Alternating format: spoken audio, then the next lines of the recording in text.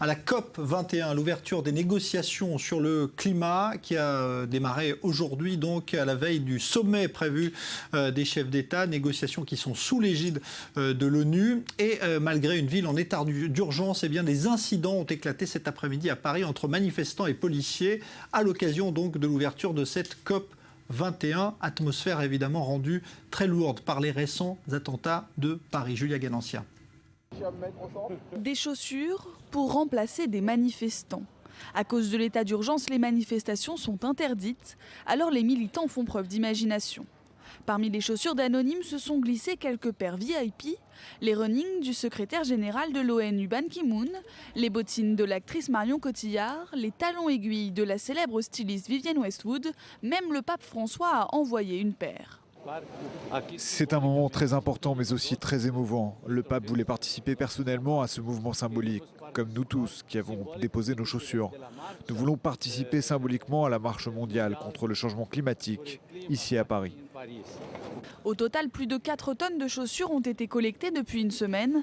D'autres ont bravé l'état d'urgence pour dire l'urgence climatique. Ils sont 4500 selon la police, 10 000 selon les organisateurs, à former une chaîne humaine, bien décidée à se faire entendre. L'idée, c'est vraiment de montrer que tous les citoyens du monde sont concernés et que le combat environnemental et écologiste n'est pas un combat individualiste, c'est avant tout un combat de solidarité, de partage entre les populations et qu'on est tous sur le même bateau, la planète Terre, et que si chacun accepte de faire un pas en avant, de changer des petites habitudes et qu'en plus ça se transforme en changement systémique, on pourra résoudre cette crise climatique qui est une menace pour l'ensemble de l'humanité. Mais la journée n'a pas toujours été si calme. Aux abords de la place de la République, plusieurs centaines de manifestants font face aux policiers. Le visage masqué pour la plupart, ils jettent des projectiles. Certains lancent même des bougies qu'ils sont allés chercher sur le mémorial aux victimes des attentats du 13 novembre. La police répond par des jets de gaz lacrymogène. Ailleurs dans le monde, les militants se sont aussi rendus dans la rue, cette fois sans incident notable.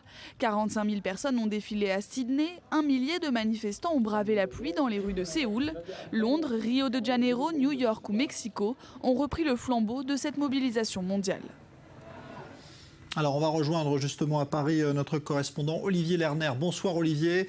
On parle d'un bilan quand même assez important, à une centaine d'interpellations. Situation ce soir, le retour au calme ? Centaines d'interpellations, oui, je vous confirme cette information, Jean-Charles. Et puis, sachez que près de 600 000 manifestants dans le monde ont participé à des marches pour le climat. Il n'y a qu'à Paris où la situation a dégénéré. Alors, la place de la République est comme renversée ce soir. Le tapis d'hommage est saccagé. Il y avait des fleurs, des bougies, des mots, des lettres entières par milliers. C'est détruit, c'est comme une profanation. La place de la République, c'était un peu le cimetière central des attentats. François Hollande, Emmanuel Valls, d'ailleurs, viennent de dénoncer ce soir l'action, je les cite, l'action scandaleuse d'éléments perturbateurs après les débordements de cette place de la République qui est toujours bouclée à l'heure qu'il est, métro fermé, Jean-Charles. Alors on peut difficilement comprendre, ce soir d'ailleurs il y a beaucoup de condamnations dans la classe politique, qu'on ait autorisé des manifestations alors qu'on est dans l'état d'urgence encore en France. Alors si l'on comprend l'importance de préserver les libertés individuelles, on est en droit de s'interroger sur la pertinence des actes de violence à l'encontre des forces de l'ordre. On est en fait face à un dilemme ce soir devant cette situation place de la République qui a dégénéré. Faut-il défendre nos libertés individuelles, comme celle de manifester, ou faut-il défendre la liberté avec un grand L ? Et puis, autre question, quelle va être l'ambiance, l'atmosphère, le climat ces prochains jours à Paris ? On peut se poser la question ce soir, Jean-Charles. Il y avait eu auparavant, Olivier, une chaîne humaine qui s'était déroulée dans une atmosphère beaucoup plus tranquille. Alors ce n'était ni une manifestation, ni un rassemblement, c'était une chaîne humaine de plusieurs kilomètres qui s'est formée main dans la main de nation à république. Alors elle n'a pas tenu longtemps, cette chaîne humaine, c'est sûr, mais c'était beau à voir et ça a fait du bien de se sentir en contact avec un autre, un inconnu la plupart du temps. Les militants pacifistes et écologistes ont voulu en fait montrer l'espace de quelques minutes. Ils ont voulu se réapproprier le pavé parisien, saigné par les terroristes le 13 novembre dernier, et occupé ce soir donc par les CRS qui font face aux manifestants d'extrême gauche. La COP 21 démarre maintenant avec quelques négociations en coulisses, mais Jean-Charles, le climat, je peux vous le dire, il est lourd ce soir à Paris, très lourd. Merci Olivier Lerner, donc en direct de Paris, avec un site ultra sécurisé où demain on attend plus de 140 chefs d'État et de gouvernement. Ce sera dans le secteur du Bourget, au nord de Paris. Site choisi donc pour sa proximité avec les aéroports, mais aussi pour sa possibilité d'être sécurisé plus facilement. Joseph Emmanuel. Des mesures exceptionnelles de sécurité pour une période exceptionnelle. Le Bourget a pris des allures de camp retranché, car pour toute la période de la COP21, le site devient une enclave internationale sous la responsabilité de l'ONU. Depuis la salle de commandement de la préfecture de police de Paris, on guette absolument tout, un lieu stratégique pour assurer la sécurité autour de l'événement international. Sur ces écrans, on peut voir les débuts de manifestations interdites dans la capitale jusqu'à mardi. On peut voir aussi les perturbations de la circulation. La salle de commandement va être renforcée, sachant que ce ne sera pas la seule salle de commandement à gérer le service de la COP. Il y aura une salle de commandement déportée, mise en place au niveau du Bourget pour gérer l'aspect à la fois ordre public et circulation. Et c'est justement la circulation qui inquiète le plus les franciliens. À 21h, l'autoroute A1 sera fermée de Roissy à la porte de la Chapelle.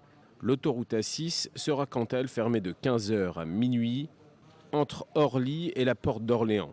En centre-ville, un itinéraire prioritaire sécurisé pour le passage des délégations sera mis en place entre la place de la Concorde et la porte d'Asnières, et tout ceci jusqu'à lundi soir. Ce sont près de 150 chefs d'État et de gouvernement qui sont attendus sur place. Barack Obama, Vladimir Poutine ou encore le président chinois seront présents. 2800 policiers, gendarmes et militaires, appuyés par des centaines de vigiles privés, surveillent déjà les lieux, car protéger une mini-ville de 40 000 personnes n'est pas une mince affaire. L'exigence de sécurité est maximale depuis les attentats du 13 novembre. Les frontières ne sont pas oubliées dans ce dispositif sécuritaire d'exception. Des mesures plus inattendues également. La préfecture a décidé d'interdire à la vente les produits inflammables comme les bonbonnes de gaz ou l'alcool à brûler. Et l'arrêté concerne toute l'Île-de-France. Les négociations sur le climat s'achèveront le 11 décembre. Et si les chefs d'État étrangers ne viennent que le premier jour, plus de 40 000 visiteurs quotidiens sont attendus sur le site. Une sécurité encore jamais vue en France, qui fait presque passer au second plan l'objectif premier du sommet, trouver un accord pour la lutte contre le réchauffement climatique. Alors, en ligne avec nous, Christian Mallard, notre consultant diplomatique qui suit ce sommet, cette conférence COP21. Bonsoir Christian. Bonsoir Jean-Charles. Un rassemblement exceptionnel de chefs d'État demain. Écoutez, oui, déjà que ça commence ce soir avec un dîner officiel entre Hollande et le président Xi Jinping, le président chinois. Et puis demain, il y aura un dîner avec le président Obama. Quant au président Poutine, qui fait quand même partie des grands acteurs de ce sommet, il arrivera demain matin, mais il repartira en fin d'après-midi, début de soirée demain. Alors c'est vrai qu'on va beaucoup parler du problème du climat, du réchauffement climatique, en se disant est-ce que vraiment on peut faire en sorte que la réduction des dioxydes de carbone, des effets de gaz à effet de serre, des gaz à effet de serre puisse atteindre 2 degrés. C'est pas du tout évident. C'est vrai que François Hollande a mis la barre très haut en disant qu'il faudra un accord contraignant, et s'il n'est pas contraignant, il n'aura pas d'accord.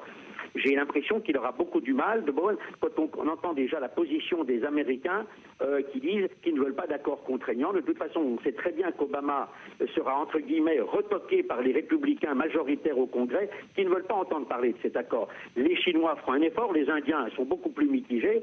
Bon, au milieu de tout ça, on parlera encore du terrorisme, puisqu'il y aura quand même tous les acteurs que Hollande a rencontrés cette semaine. Et il y en a un, en tout cas, on a mentionné, qui est Vladimir Poutine, qui ne veut pas voir M. Erdogan, qui aurait souhaité, le président turc, qui aurait souhaité le rencontrer à Paris pour essayer peut-être de trouver un nouveau modus vivendi après le fâcheux incident, l'avion russe qui a été abattu par les Turcs, mais il ne veut pas en entendre parler. Et puis on entend beaucoup de gens qui disent mais pourquoi on ferait confiance à Erdogan dans la mesure où on sait pertinemment qu'il achète du pétrole à l'État islamique, qu'il laisse franchir la frontière entre la Turquie et la Syrie à des membres de l'État islamique. Donc il y a tout un problème qu'il va falloir gérer, surtout avec Erdogan, qui apparaît un peu comme le pestiféré, vais-je dire, de ce sommet. Merci Christian Mallard, on suivra tout cela évidemment avec vous demain et après-demain. Et puis du nouveau.